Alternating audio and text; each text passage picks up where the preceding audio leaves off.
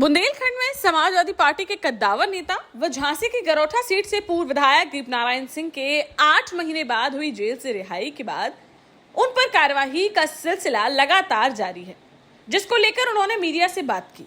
वह इसे गरोठा विधायक जवाहरलाल राजपूत की साजिश बताते हुए कहा कि वह जल्द ही सीएम योगी आदित्यनाथ से मिलेंगे और उनके सामने अपना पक्ष रखेंगे। साथ ही अब वह विधायक जवाहरलाल राजपूत द्वारा किए जा रहे अवैध कार्यों की भी उनसे शिकायत करेंगे। जैसा कि आपको मालूम होगा कि जेल से निकलने के बाद बीते रोज झांसी के मौड़ थाने में पूर्व विधायक दीपनारायण सिंह यादव के खिलाफ एक और एफआईआर दर्ज कराई गई है, जिसमें प्रेम सिंह नामक शख्स ने शिकायत करते हुए बताया कि उसे फोन कर एक मामले में समझौता न करने पर जान से मारने की धमकी दी गई, जिसका आरोप उसने दीपक यादव पर लगाते हुए मामला दर्ज कराया है। इस पर पूर्व विधायक ने अपनी सफाई देते हुए कहा कि वह व्यक्ति उनके यहाँ नौकरी करता था, जिससे उनका कोई केस ही नहीं चल रहा है। जिस घटनाक्रम की वह बात कर रहा है उसमें एफआईआर तक लग चुकी है, जिसके बाद वह उनसे 7-8 बार मिल भी चुका है। उन्होंने इस मामले के पीछे भी विधायक जवाहर राजपूत का हाथ बताते हुए कहा कि जिस दिन इस मामले में आमने सामने बैठकर पूछताछ की जाएगी, उस दिन साजिशकर्ताओं के चेहरे पीले पड़ जाएंगे। दीपक यादव ने कहा कि अब वह जल्द ही मुख्यमंत्री योगी आदित्यनाथ से मुलाकात करेंगे, जहां वह अपना पक्ष रखेंगे और उन्हें उम्मीद है कि जिस दिन वह उनका पक्ष सुन लेंगे तो जिन्होंने साजिश रची थी उनके खिलाफ भी कार्यवाही हो जाएगी। साथ ही उन्होंने यह भी कहा कि विधायक जवाहर राजपूत के अवैध कार्यों की भी उनसे शिकायत करेंगे। भाजपा विधायक पर बड़ा आरोप लगाते हुए उन्होंने कहा है कि जवाहर राजपूत द्वारा हर घाट से पैसा लिया जा रहा है। अगर कोई भी घाट उनके बिना पैसे लिए चल रहा हो तो वह राजनीति छोड़ देंगे। इधर उन्होंने निवाड़ी विधानसभा क्षेत्र में अपनी पत्नी पूर्व विधायक मीरा यादव के चुनाव को लेकर कहा कि जब जब 2 बड़े दल अलग अलग लड़े हैं तब उनकी ही जीत हुई है, इसलिए मीरा दीपक यादव को हराने के लिए भाजपा व कांग्रेस को एक होना पड़ेगा, तभी निवाड़ी विधानसभा क्षेत्र में उनकी हार हो सकती है। देखिए, कार्रवाइयों के पीछे भी आप जो रहस्य देखेंगे उसके पीछे भी कारण यही था कि जो लोग वास्तव में अवैध काम कर रहे थे वो अपने अवैध काम को छिपाने के लिए कहीं ना कहीं हमारे ऊपर एक मुद्दा बनाकर लाए। आप देखेंगे ये पुरानी घटना थी, उस घटना को कैसी फिल्मों की तरह स्क्रिप्ट तैयार की गई है। छोटी किसी का किसी से विवाद हो रहा, हमारा उससे कोई वास्ता नहीं, कोई किसी को भगा रहा नहीं भगा रहा, खाना खाने जा रहा है किससे हो रहा है, उनकी पत्नी चेयरमैन और उनकी आपस के विवाद है या उनके पुलिस वालों से विवाद है। आप एक घटनाक्रम को पूरी तरह बदलते हैं और उसके 7-8 10 दिन बाद तैयारी करते हैं और पूरे जिन एफआईआरों में मेरा कहीं दूर तक जिक्र नहीं है उन एफआईआरों मुझे मुलजिम बना देते हैं।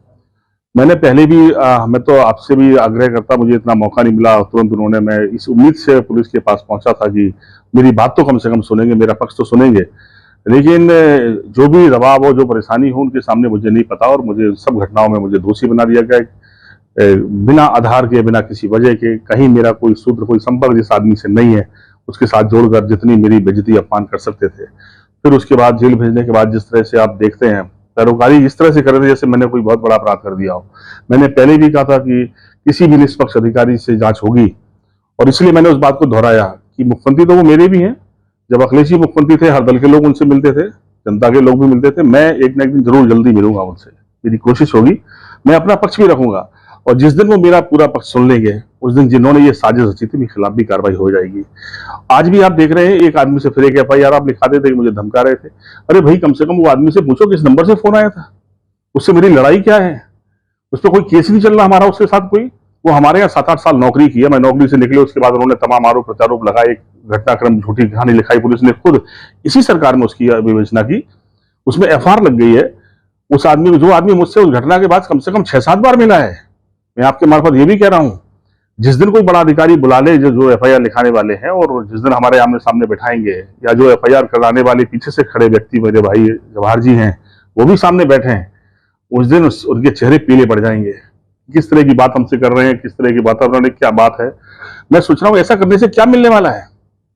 आप किसी को किस हद तक जाएंगे। आपने इतनी कार्रवाइयां कराई, 2 जगह से गैंगस्टर लगवा दिया, मुझे 8 महीने जेल मुझे काटने पड़े। जेल में भी इतनी किन परेशानियों से जिए हैं ये बताऊंगा तो आपको भी लगेगा कि ऐसा भी होता कभी।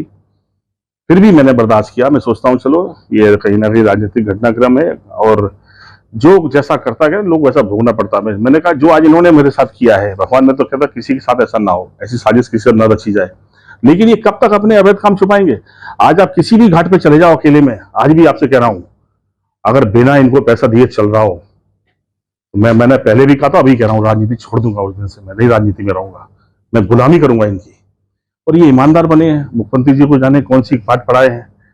मैं तो कहता हूँ ये प्रशासनिक अधिकारी, अगर इनके मन में भी निष्पक्षता होती तो ये सच बात पहुंच गई होती, और कहीं ना कहीं ये सब भी दबाव में है।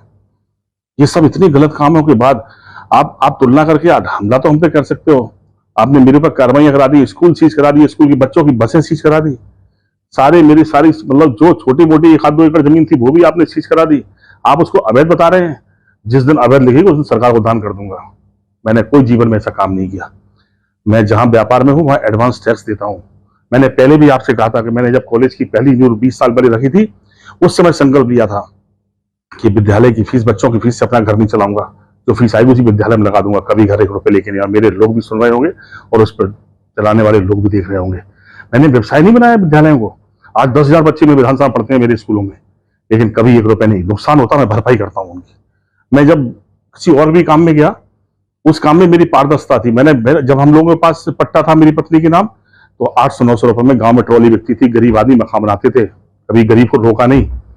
आज इनके पट्टे, दूसरे को पट्टे जहां फ्री पार्टनर है, आज गरीब आदमी गांव में ट्रॉली 4,000-5,000 की मिल रही है। आप किसान नेता थे, गरीबों के नेता थे, गांव की बात कर रहे थे। अरे इतना रहम गरीबों भी कर लो कम से कम। आप गरीबों के मकान नहीं बने 5-6 साल से। जिस दिन मुख्यमंत्री जी ये सुनेंगे, ये बातें जानकारी करेंगे अपने सोच से, उस दिन क्या ये बचेंगे? इतने बेरहम हो गए आप। गरीबी की बात कर रहे थे, 4,000-5,000 की टोली गांव के लोगों को मिलेगी अपने घर बनाने के लिए, और आप कहेंगे हम ईमानदार हैं। आप कितने की, जब तक समाजवादी सरकार थी उस समय तक 12,000 10,000 में घाट पे बालू भरती थी तक में। आज कितने की भर रही है? और क्वालिटी का क्या फर्क है? आप कहते हैं कि आप अवैध खनन बंद है। आप वैध और अवैध के नाम पे कितने गुना पैसे ले लेंगे? 25,000 में भरेंगे आप गाड़ी। मैंने कहा ना, अभी मुख्यमंत्री जी को पता नहीं है, सरकार में बैठे लोग पता नहीं है। जिस दिन पतेगा कि जनता कैसे पतन कर रहे हैं ये, मैंने उस दिन ही पहले भी आपने मुझसे सरकार जाने के बाद या सरकार के बाद बात करी थी। मैंने कहा था उस व्यवसाय में कभी जाऊंगा नहीं। मेरे सेंटीमेंट दूसरे तरीके के हैं। मैंने कहा मैं पहाड़ तोड़ने वाला काम नहीं करूंगा। मैंने एक दिन में क्रेशर बंद किया। मैं आज दोहराता हूं, मैं कभी जीवन में बालू काम नहीं करूंगा, जिससे कभी किसी का कोई दूसरी प्राकृतिक क्षति होती है। वो धंधे, वो काम नहीं करना हमें। अगर मुझे मुनाफा कमाने का बहुत ज्यादा शौक होता, पैसे बहुत कमाने की जरूर होता, इतने करोड़ की प्रॉपर्टी आप मेरी बता रहे हो। आप स्कूल कितने की जमीन खरीदी, कितने 2.5 करोड़ रुपए लोन लिया उस जमीन पे, मैंने उस विद्यालय को बनाया। आज तक कर्ज के भर रहे हैं कर्जा उससे, स्कूल का घर से अपने। आप मुनाफे बता रहे हैं। आप 100 करोड़ रुपए स्कूल बनाकर मेरे जब्त कर रहे हैं। आपने स्कूल में बच्चों की फीस, आपने बसें बंद करा दी। आप मुझे कितना नुकसान करना चाहते हैं? आप मुझे मेरी जान ले लो ना आप, लेकिन लोगों को तो छोड़ दो।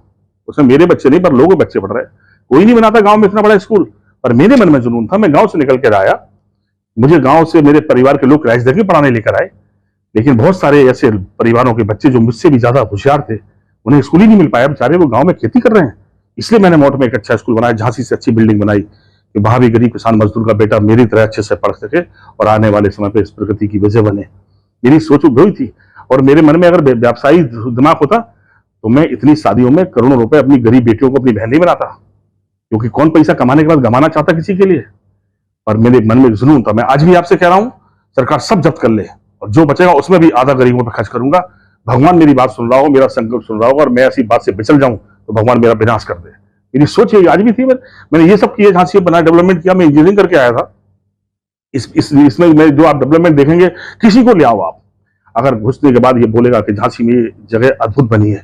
ये व्यवसायिक दिमाग नहीं था। कोई व्यवसायी होता खराब सड़कें डालता, क्योंकि सड़कों से बिकती नहीं है सड़कें। ये बिल्डिंगें ऐसी नहीं बनती। झांसी छोटा शहर है। अगर आप मकान बनाते हो 40-45 लाख रुपए किसी से मांगते हैं तो आदमी हिसाब लगाता है, 2-4-5 लाख रुपए का बिजनेस बनता है। आप तो देखकर किसी को, आप 100 करोड़ रुपए स्टेट बैंक के लगे हैं, 70-80 करोड़ रुपए सेंट्रल बैंक ने दिए हैं। ये लोग प्रोवाइडर है। हमारा खुद का मकान इस बिल्डिंग में, इस सोसाइटी में नहीं है। ये सोसाइटी तो उनकी होगी जिन्होंने खरीदा है। आप मेरी सोसाइटी बता रहे हैं, उस संपत्ति को जो कंपनी की है या पब्लिक प्रॉपर्टी है, वो किसी व्यक्ति की नहीं होती।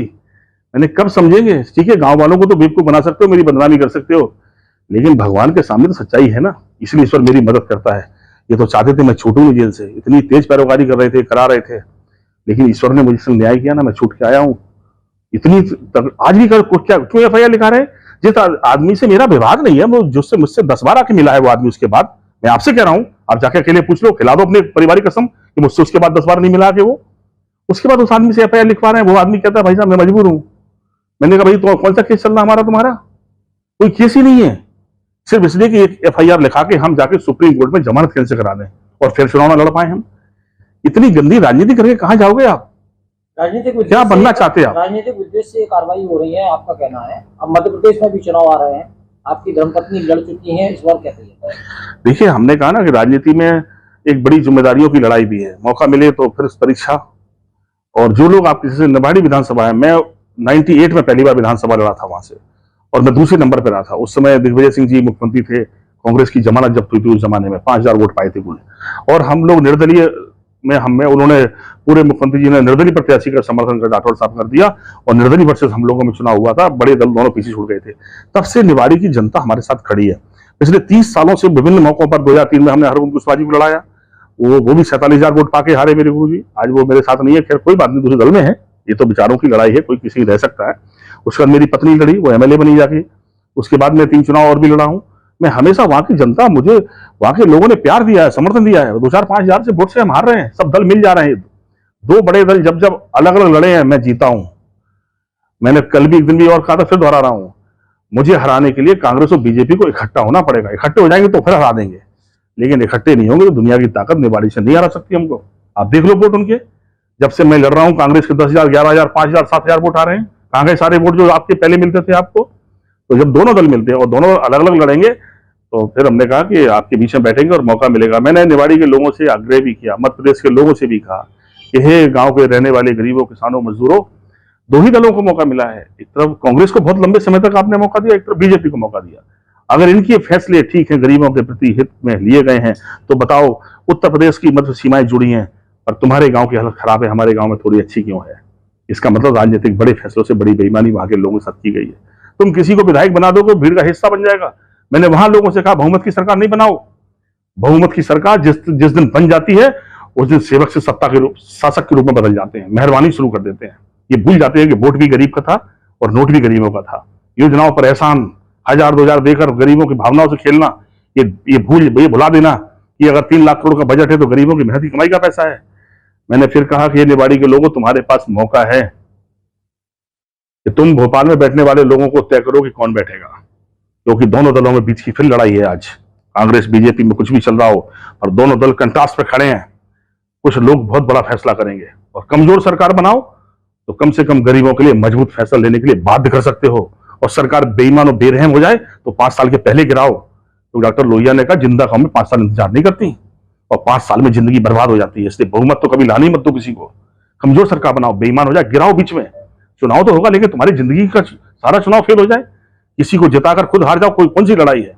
कम से कम तुम्हारे हाथ में जीत बनी रहे। तुम बनाने वाले बने रहो, मिटाने वाले बने रहो। ये कोशिश करना, और मुझे पूरा यकीन है कि लोग तीसरे मोर्चे को बनाएंगे। थर्ड फ्रंट वो समाजवादियों के रूप में होगा। और जब मैंने कहा कि निवाड़ी के लोगों की जो मंशा दिख रही है, वो तय करने वाले हैं कि भोपाल की बैठने वालों की भीड़ का हिस्सा नहीं बनना है, पर भोपाल में कौन बैठेगा ये तय करने वाले निवाड़ी के लोग बनेंगे। समाजवादी पार्टी का साथ देंगे, जीतेंगे हम लोग।